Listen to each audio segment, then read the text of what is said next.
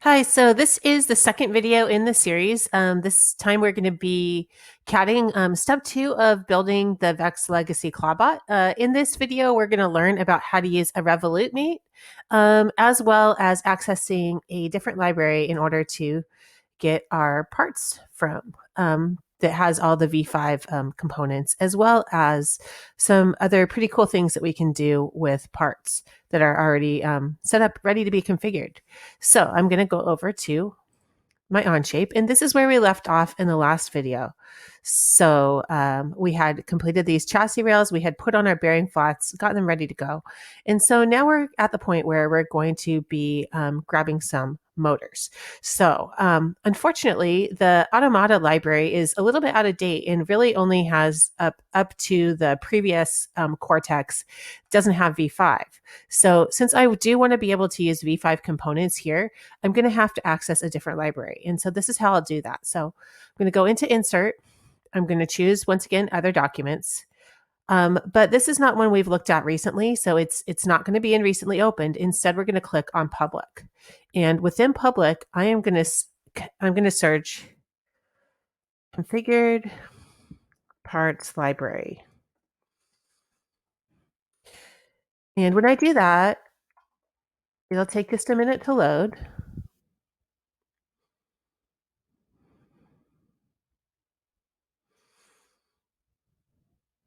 There we go. This one that's right on top here that has 15 versions, this is the one that we want. So you're going to click on that, and then it's going to be kind of similarly set up to how the Automata library is, with a lot of sort of like sections that we can sort of click through. But the difference between this one is really meant to be used with that one, and it really only has parts that one is missing. And it also has some things that we can do with configuring parts. So I'll show you how that works too. But for right now, we're going to go ahead and we're going to find the V5 motors. So if I scroll down here, you can see that the V5 electronics are sort of at the very bottom of this library. And right here, V5 smart motor, that's what I want. So I'm going to click that. And it should generate. And then I'm going to click in my document so I can put it down. Another thing that I'm going to want, by the way, if you noticed, I did not open this menu here. I just clicked on the actual whole name of it and brought it in. That's because if I open this, it's going to show me all the different components that are inside that motor. And I don't want them individually. I want the whole thing. So that's just why I clicked on that and put it there.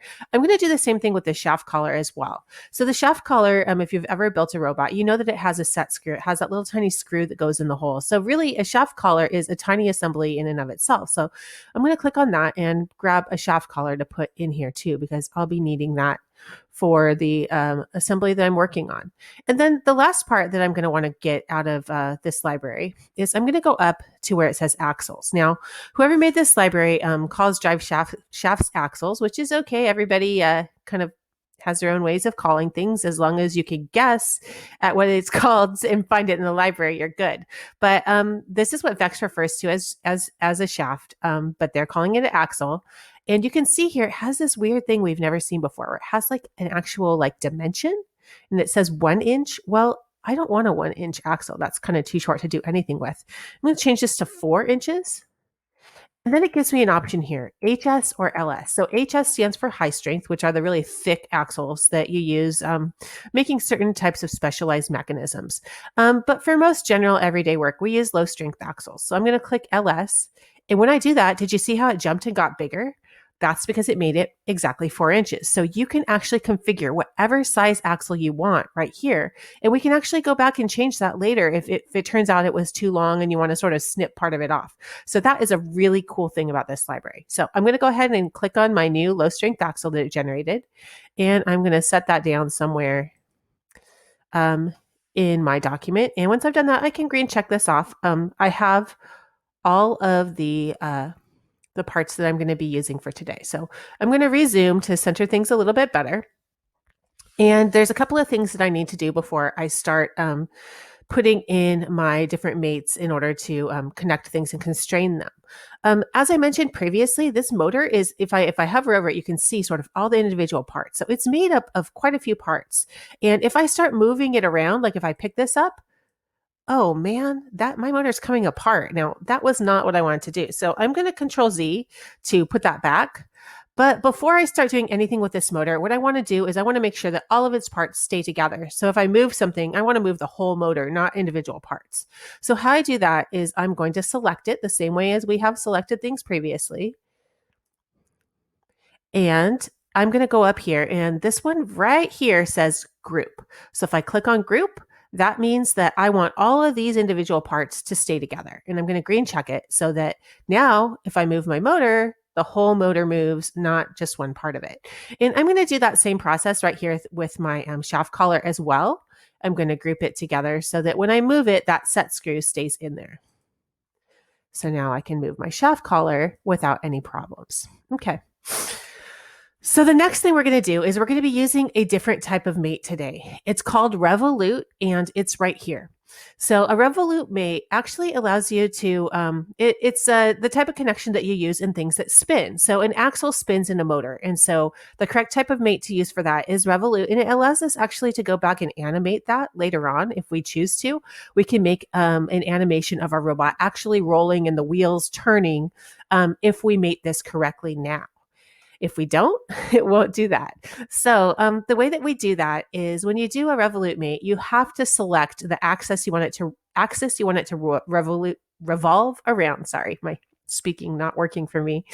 And so that means that I need to look at this from the top view because I need to look, this is my axle right here, and I need to find the very center of the axle because that's what I'm going to mate to the motor. So I'm going to zoom in, way in on that axle. I'm going to choose my Revolute mate, and then I want to select the very center of this axle. Once I have that, I'm going to go over to my motor. Remember that wherever I put my cursor is what it's going to zoom in on.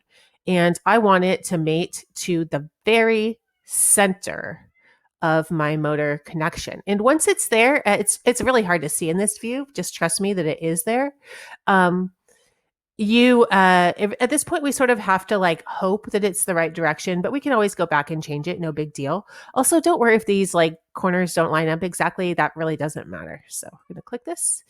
Oh, look at, see, it's going the wrong direction. So it tried to think I wanted another Revolute. So I'm going to close that one. I'm going to go back to the mate I just made, and I'm going to edit that and switch the direction. And so that should flip my axle. So now my axle is not going through. It should be, if I go ahead and put this in let me zoom out. If I put this into sorry about that, isometric view, there we go. Look at my axle is sticking out of the motor as it should. So the next thing that we want to do is we want to put our shaft collar onto the very end of the shaft, right butted up right next to the end of the motor, exactly as we would if we were building this robot in real life. So I'm once again going to change it to a top view because that makes it much easier to do. I'm going to be using a fasten mate because remember that your shaft collar should be fastened in like basically glued, like we could think of it that way, to our axles. So the shaft collar is not part of a Revolute mate. I'm going to select the edge of this shaft collar. It doesn't matter if you do top or bottom because they're the same on both sides. It doesn't have really a difference. And it's just easier this way. Then I don't have to reposition things. And then I'm going to zoom in because I want to select this piece of plastic right here because that's what I really want it to butt up against. So I think it's going the wrong direction right now. Let me flip it. Hard to tell. So I'm just going to green check it and change my view here to isometric. And yeah, there it is. It's butted up right. If we want to zoom in, you can see it's right up against that end of that motor, just like we would want it to be in order to hold our drive shaft securely in place on our motor. So this is the end of step 2. Actually, it's not quite the end, right? Because if we look back at our directions, we aren't supposed to be making one of these assemblies. We're supposed to be making 2 of them. But I bet if you watch the first video, you already know what we're going to do. So once again, I'm going to zoom out so I can easily select this. I'm going to, oh, hey, let's get rid of this fasten mate. I'm going to select what I just assembled. I'm going to right click and I'm going to copy 26 items. That's how many parts there were in that motor. Wow, right? Then I'm going to right click again. And I'm going to paste 26 items, and there it goes. And so now I have 2 of those exactly as I needed. So this is the end of step 2. and we are done with the video.